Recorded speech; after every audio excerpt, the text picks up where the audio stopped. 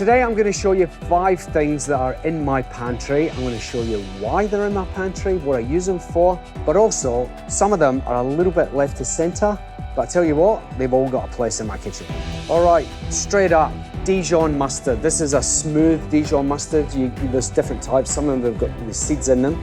This is a smooth French Dijon mustard.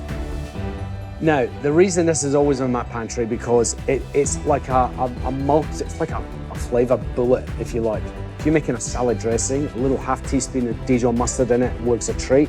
If you're making a pie mix or a stew of any kind of beef, lamb, chicken even, a spoonful of Dijon mustard in at the early stages, it's not a flavor that you can pick up being, oh, that's mustard.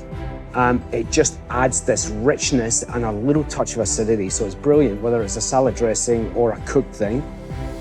The other thing is, if you're not a great mustard fan, start here, because it's so mild, it's not mustardy the way like wasabi or something is. Always in my pantry. Next one, this is one of the more weird and wonderful ones. This is a Japanese product. It's fermented chili with yuzu. So you're getting 2 things. One, you're getting this fermented goodness from the chili. And chili, when it's fermented, is like straight to an umami bomb. The yuzu's in there, it gives it this light, airy, fresh kind of aroma. I've got this, not because I use it on only a Japanese dish. Surprisingly, I put this in some pasta dishes when I'm looking for heat, but I don't want the heaviness of a dry chili, and I don't want the harshness of a fresh chili chopped up. I'll reach for a little bit of this. HP sauce. I mean, come on, everyone knows HP sauce is in my pantry all day long. Whether it's a bacon sandwich, whether it's in, I'll make like a shepherd's pie or cottage pie, I'll put a little squeeze of that in there. It enriches it. But the other thing about HP sauce is one of the biggest ingredients in here is tamarind.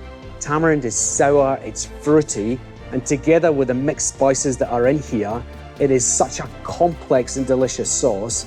It adds so much. Just a little squeeze of this into any kind of stew or casserole that you're doing, particularly in the winter months. Get onto it. All right, this one, white soy. So, soy sauce that you get when you go and have sushi and sashimi.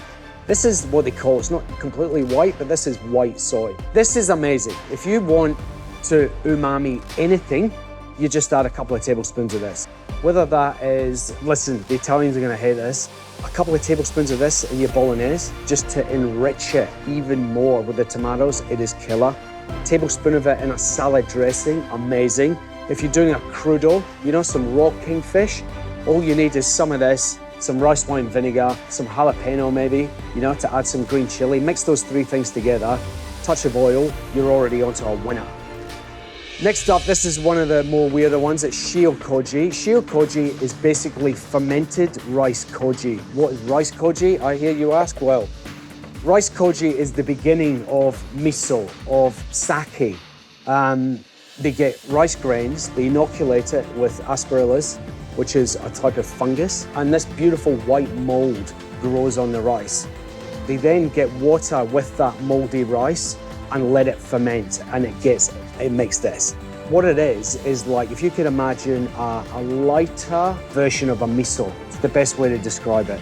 So again, salad dressings, again, casseroles and stews. Even some of this mixed up with some mayonnaise will make your chicken sandwich 10 times better, you know what I'm saying? It's quite salty, so you gotta watch what you're doing with your seasoning. I use it in so many applications, from sauces to cooked stuff. It is always in my pantry in bulk. So the chili, you can find this in any Asian grocer, or specifically a Japanese grocer. That's where you'll find that, and also the white soy sauce and the shio koji. All of those, these are all Japanese products. Japanese store, you'll find all of these and more, and there'll be several different variations of them. Usually they've got 2 or 3 different types of shio koji. There's a see-through one, clear, it's as clear as soy sauce. Be good for dressings and stuff.